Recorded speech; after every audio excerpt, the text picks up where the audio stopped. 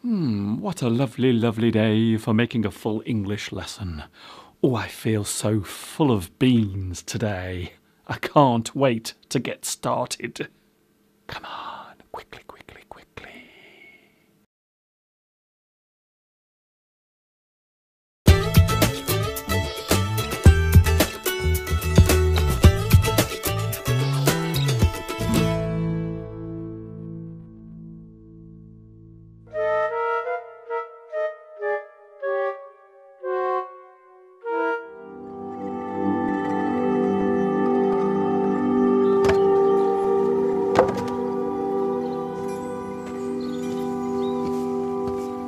Oh, hello there.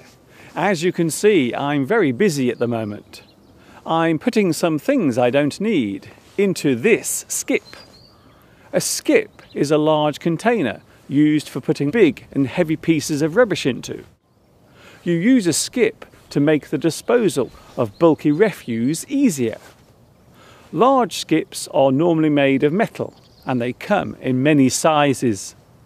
This particular one is very large. It is very useful for the disposal of building debris. This container will be taken away soon and the contents will be safely disposed of.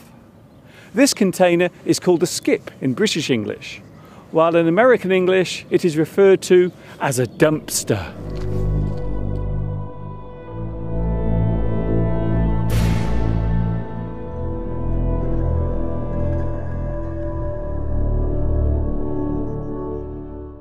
Can you see what I'm holding here?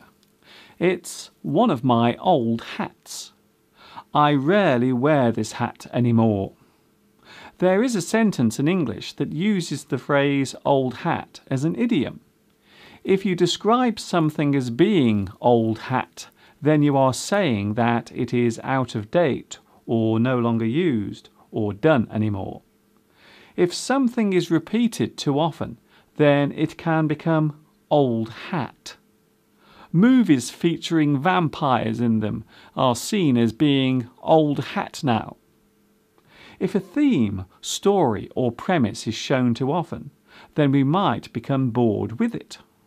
We can say that this has been done to death. The superhero theme in movies has been done to death. There are too many talent shows on TV.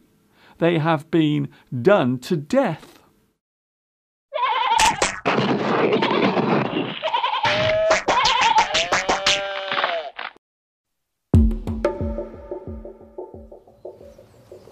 It is not surprising that some words in English can be confused with each other. A good example being compliment and compliment. One has an E in the middle, while the other has an I.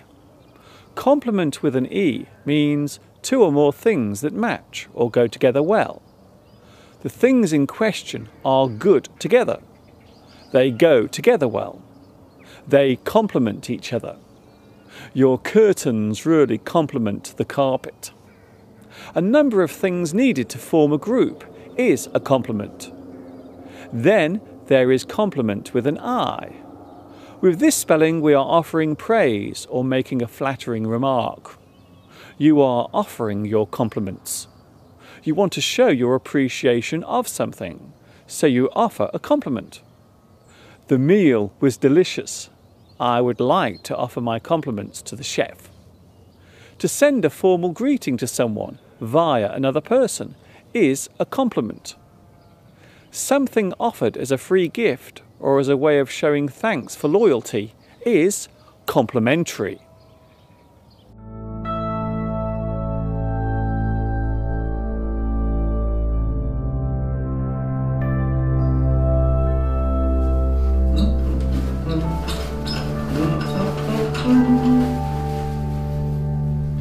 We are all human, and as humans we all share certain things. There are things we all do. Some of these things are a little embarrassing, yet we still do them. For example, we all go to the toilet.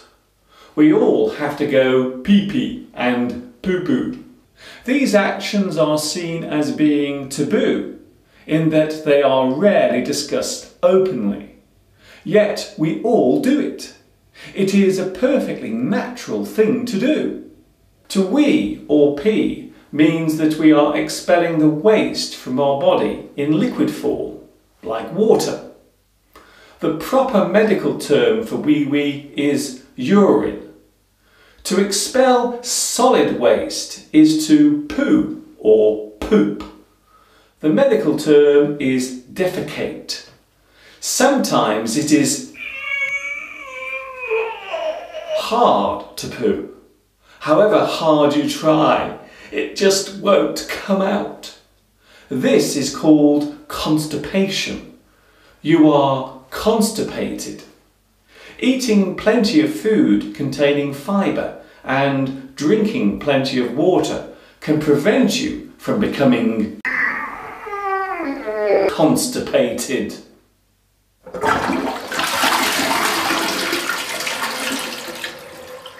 It is possible to have the opposite problem, where you cannot stop pooping. It keeps coming out all sloppy and watery, and it can feel just as uncomfortable as constipation. Watery poop is called diarrhea. You have a bout of diarrhea. You are suffering from diarrhea. This is normally caused by a stomach bug or an infection in your lower gut. So, constipation causes your poop to be too hard and difficult to push out, while diarrhea makes your poop turn to liquid and is hard to keep in. Peeing and pooping might be an awkward subject for many, but don't forget, we all do it.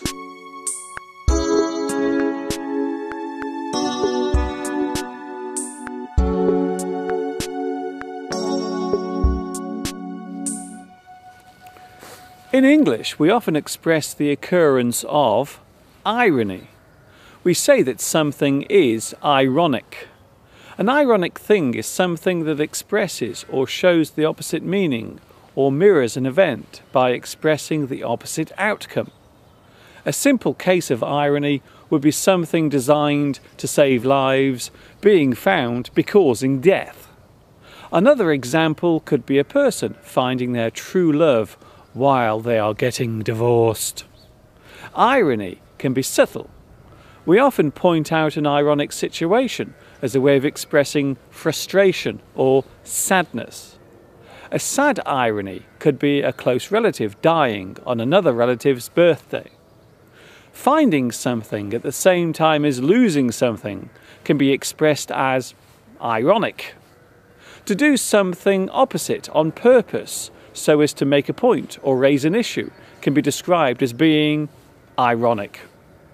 A sense of irony can often leave a very deep impression on those who have felt it.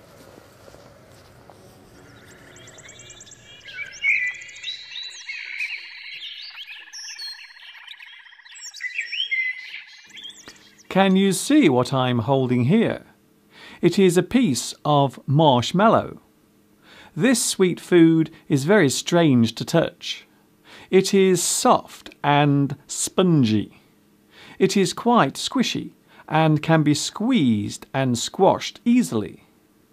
What I love about it is how it returns to its usual shape after being squashed. You can toast marshmallows by the fire, or just eat them as they are. They come in many different flavours and are very sweet. Perfect for someone like me with a sweet tooth to enjoy.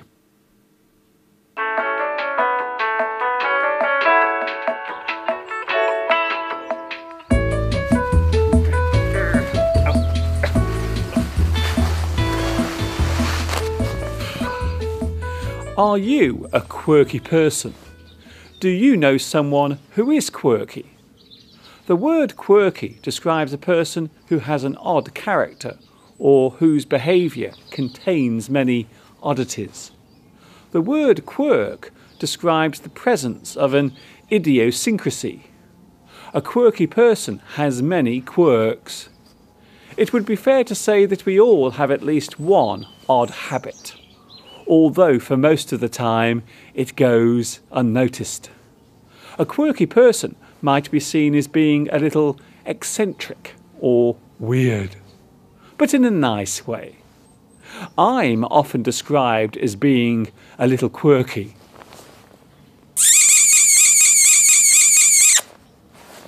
I wonder why.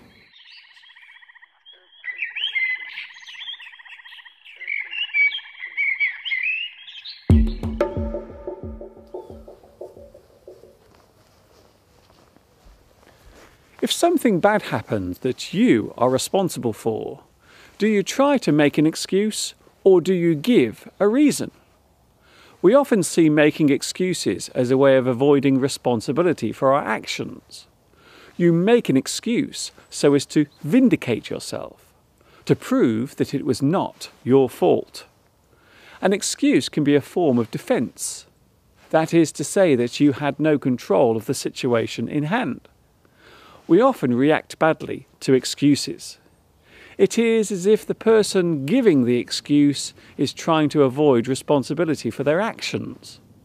For some, it is better just to hear the honest reason for something happening than to try and make up an excuse.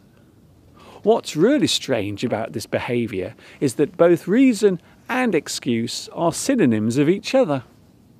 Yet it would appear to be better just to explain the reason than to try and wriggle out of it by making excuses. Perhaps it is better just to own up and admit your error than to try and justify it with an excuse.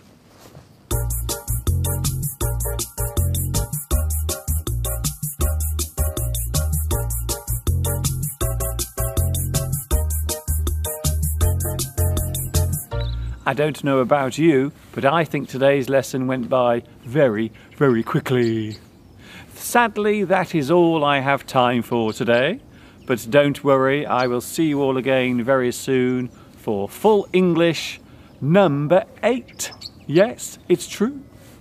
This is Mr. Duncan in the birthplace of the English language. That is, of course, England, saying to you, thanks for watching me teaching you. And of course, until next time, ta-ta for now.